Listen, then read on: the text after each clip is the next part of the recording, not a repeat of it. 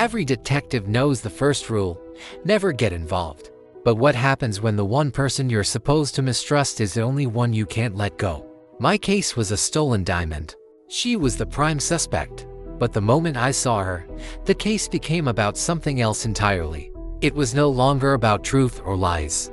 It was about how far I would go to save the woman who was either an innocent victim or the architect of my downfall. It started like any other Tuesday. Rain hammering against my window, and a file on my desk thick enough to stop a bullet. The star of Midnight Diamond gone, and at the center of the web, a single name: Isabella. My job was to find the diamond. That meant finding her. I tracked her to a place called the Blue Note, a jazz club where secrets were the local currency. And there she was, in a room full of noise. She was perfect silence. Our eyes met, and the air crackled. The predator and the prey.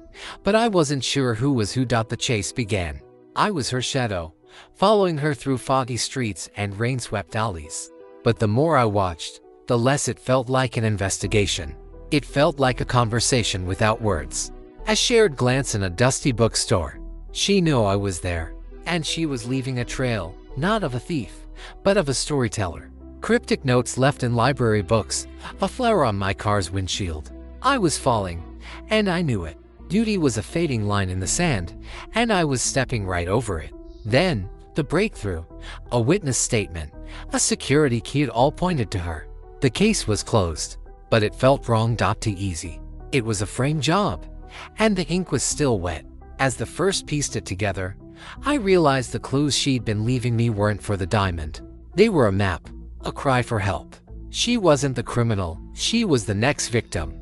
I raced to her apartment just in time to see her being forced into a black car by men who wore their violence like a cheap suit.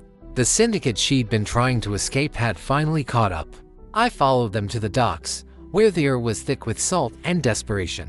There was no plan, no backup. Just me. The choice was simple: the badge or her.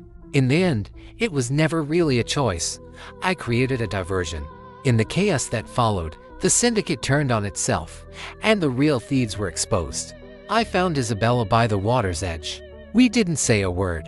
We just got in my car and drove, leaving the city lights and the ghosts of our past to shrink in the rearview mirror. Some cases you solved, others you survive.